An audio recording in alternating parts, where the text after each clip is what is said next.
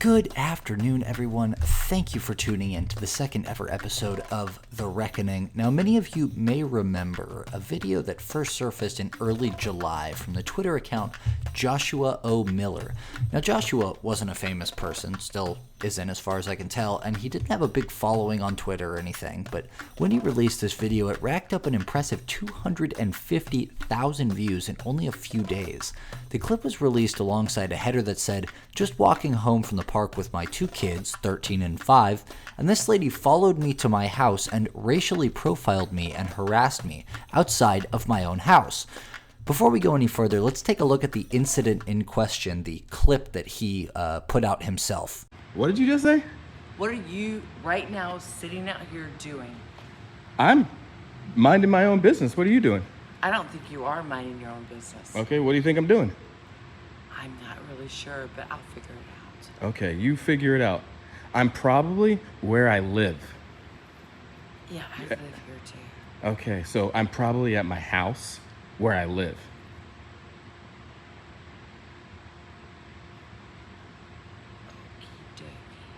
Got it.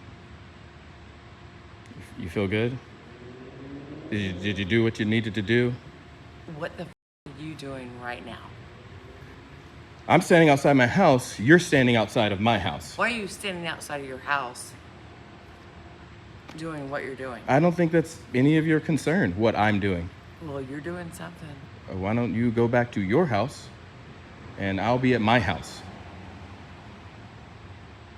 You sound like an idiot. You walked over from your house, standing in front of me at my house, trying to tell me I'm an idiot? Absolutely, I did. Okay, good job. So what are you doing? I think I'm doing none of your business.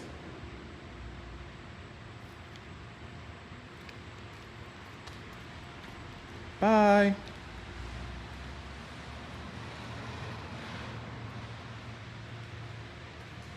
Miller gets a little bit of unexpected comic relief here at the end as the woman struggles to find her way outside of the gate of the community she does not belong to. It turns out that sometime that same evening, Joshua and his children, who lived in a pretty classy gated community of Fort Lauderdale, Florida, had gone out to the park next to their house to play Pokemon Go, which for those of you who don't know involves walking around the real world searching for virtual Pokemon to capture. As they were returning from the park, this lady apparently decided to follow them, clearly after having several drinks and becoming visibly inebriated, into their own gated community, of which she was not a part, by the way. It was not her gated community. She followed them in and then started asking if he lives there. So it turns out that on the night of July 10th, the same night that Joshua published the viral video, he and his brother Isaac were able to very quickly determine who the woman was and where she worked from LinkedIn and the company's LinkedIn profile. As it turns out, the woman, who will just use her last name, which is Smith, was employed by a Nashville-based healthcare company called Change Healthcare. In fact, not only was she employed there, she was the executive director of the entire anesthesiology department. So naturally, Joshua wasted no time reaching out to the company on Twitter, saying the same night, "This is the type of people you employ? Cool." 2 days later, on Tuesday, July 12th, "I just got off the phone with Change Healthcare. Actually, they hung up on us. Oof. They didn't want the call recorded and didn't apologize. Just asked me what led up to this, when all that led up to this was the racism of Mrs. Smith. They were never planning on doing anything." His brother Isaac, who was apparently on the call with him, used his own Twitter profile to echo his brother's frustrations, tweeting, "I am appalled that this company is in the healthcare industry at all, let alone calling themselves Change Healthcare. That was the worst professional call I've ever heard. Felt like talking to a brick. Ouch."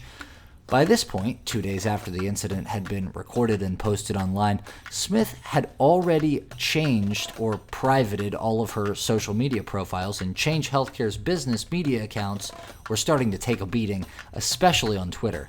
After the revelation that their customer support staff had apparently hung up on the Miller brothers when they called to complain, the company was forced to respond.